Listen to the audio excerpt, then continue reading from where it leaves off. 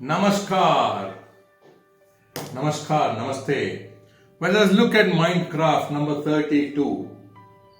Number 32 of the Minecraft. So you have seen Minecraft number 11, you have seen Minecraft number 2, maybe you have even seen Minecraft number 30, and now you are in Minecraft number 32. Yes, so today the question was about this catch-22 situation. What is catch-22? Well, then you're going to have to Google search the history of this word called catch-22. Means this way or that way, it is a challenge. It poses a challenge this way or that way. Well, that's catch-22.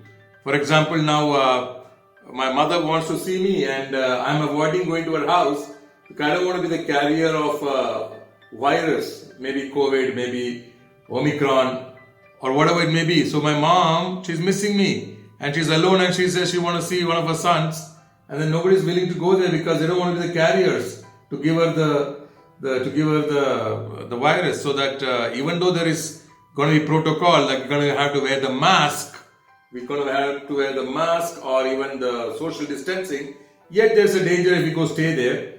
So, well, it's a challenge whether to visit my mom or not. Well, that's where this idea of catch-22 comes up, because if I go there, she may be getting a virus from me and I want to be the carrier. And if I do not go there, then she's emotionally upset because she's not seen me for a couple of months. So this way or that way, it's a challenge. Well, so that's Chakravyuh. In an Indian system, it's called Chakravyuh. Like, how do you come out of it? How do you come out of this confine that you are in? Either which way, it's a challenge. Sometimes in debates, I see, damn it if you do it and damn it if you don't do it. So what to do? How to behave in this way? How to break free, break out of this catch-22 situation or Chakravyuh? Well, this is where the administration comes in. See, administration may not be equal all the time. Now, suppose there is a big river and the river is flowing with big current, speedy current, and there are a few houses, maybe let's say 100,000 houses near the river. And now to generate electricity or for whatever purpose, for reservoir, the government has decided to build a dam. And now those 100,000 people, the 100,000 houses, they are on the foot of the dam, nearby the dam. And the dam has now stored water. It's a reservoir of very big quantity of water. So if the dam is not there, if the dam is not operationable, then the 100,000 houses will have to vacate. So it's the dam that sustains the houses. And if in case the dam is open and the flood comes, it's going to impact 100,000 people. It's going to uproot the way the 100,000 people are living, 100,000 houses are living. So 30,000 of them has built what's called as flood-proof houses or river-proof houses. So they've got that kind of beams and that kind of foundation that even if a small flood comes, and yet they will not be impacted because they have spent money, invested in technology and construction, and structure is such that it is proved that it's not going to be damaged because of a big flood of water.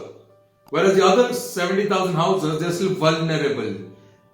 If in case there is a big flood, if in case the dam is open and the flood water comes and the water gushes out with high speed and high quantity and high volume, it will subdue the 70,000 houses. 30,000 houses are with structures that can withstand that the hit of the water. So now how do you, well, there's a tax if you want to live in that area, and if you are not a flood-proofed house, then you got to pay tax for the facility the government is providing you to protect your house. Whereas the other 30,000 people who has got flood-proof houses are also taxed, because now it's very difficult to separate who should pay tax and who should not. So, well, everybody is taxed equally for living in that area because the government is protecting their houses. So, can administration be equal all the time? Well, it's something that you can debate. Well, in this case, administration means what? They can release the water from the dam time to time, portion by portion, section by section. In effect, they can drain the dam of its water in a very controlled manner. And that's where administration helps all the people. Because as people, we behave sometimes irrationally, sometimes irrationally, illogically, maybe even out of emotions, illogically and unreasonably. And when there's a gush of emotion, we need to administer it. And that's where administration comes. Now, administration must be supportive and encouraging to not just to discipline and to impose authority, but administration must be there to direct, like a traffic direction, like to direct the emotions in a constructive manner so that everybody can get the benefit of whatever changes that's going to happen. So that's administration. Even inside a joint family, there are administrators. It's just like a chef in the house, a cook in the house, or even a relative or even a family member makes a nice food to eat. And perhaps some people will say, well, the salt is too much, or the chili is too much, or it's not as hot as it could have been, the food is cold. These are all almost hinting at giving a feedback, or rather administrating, that the next time you serve the food must be of high quality. And that's going to be of useful to so many people. So whenever you're administered, do not get the pain. Do not think it's a forever ever obstacle. And therefore do not disengage. Do not de-link. Continue to stay linked, continue to stay engaged in spite of somebody giving you a feedback, somebody giving you an obstacle temporarily because you're administrating. That's administrator's job.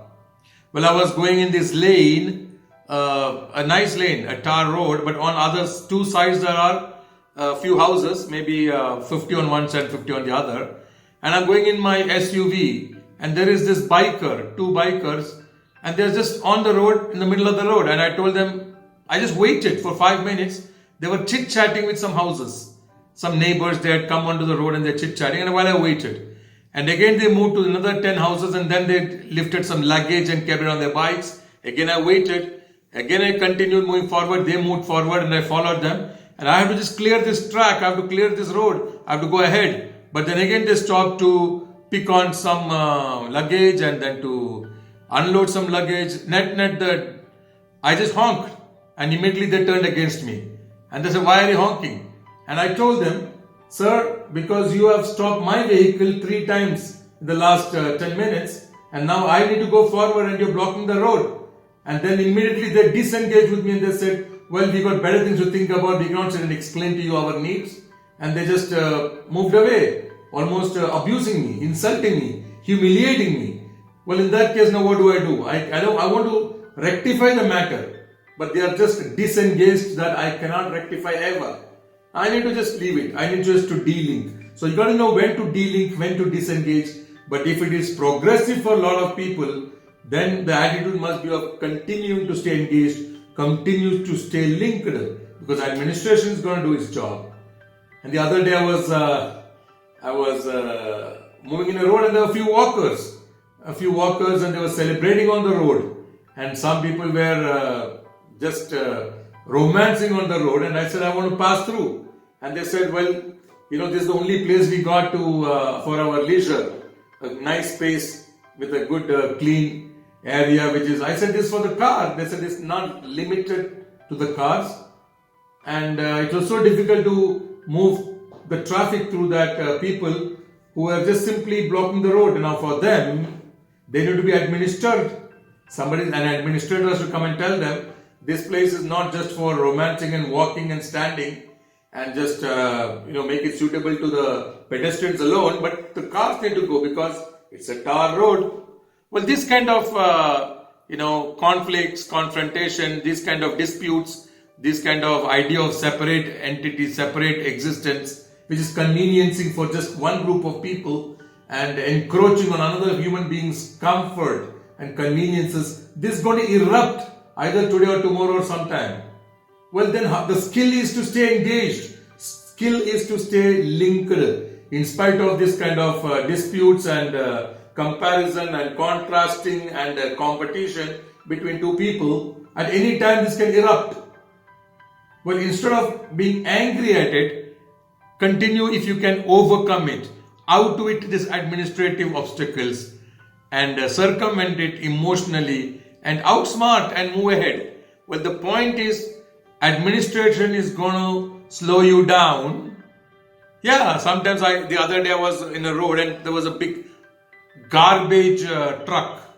Now they are not limiting their movement in the night time when the road is relatively empty, but they are moving through peak hours. And just because they are clearing the garbage from a neighborhood, everybody compromises and relent and then stay behind stationarily in the road for 5 minutes. Well, in this case, it is slowing down our movement. It is stopping the speed of progress. Well, in which case, one has to do with such things.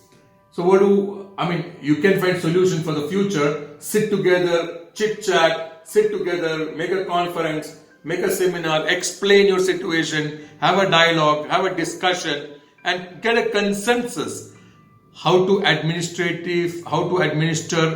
fairly and with almost seemingly to be justifiable. But then there's going to be some kind of administration, either slowing you down or obstacles, or imposing some things on you, a behavior, or compelling you to relent, compelling you to compromise. Well, that's how it's going to be. And all administration all the time cannot be equal. So in spite of being administered, in spite of being slowed down, in spite you think it is a little unfair, yet you got to continue to learn to link and engage with both the teams, both the sides, so that collectively we can have consensus and continue progressing into the direction that we need to go. This is going to happen in a small family, it's going to happen into a joint family, a large family, a neighborhood, socially, in society, in a state, or in a country. There is going to be two sides of views, two sides of effect and impact. Well, some people have to relent sometime, so that the objective must be to do things together, progress collectively, and bring privileges, comfort and convenience to everybody. Maybe today for you, maybe tomorrow for another person, and the third day for a third person. Maybe in different intensities, in different closenesses, in different intimacies. Well, this is for you to understand the permutation, combination, reconfiguration of privileges, comforts, conveniences, upliftments. But in any which case, my point is stay engaged, stay linked. And administration should not be seeming to impose, should not be seeming to compel that they reach the breaking point. So administrator need also to be a little accommodative, inclusive, and the approach and the attitude of imposing administrative restrictions can also have a human face. So enjoy the administration, stay engaged, stay linked.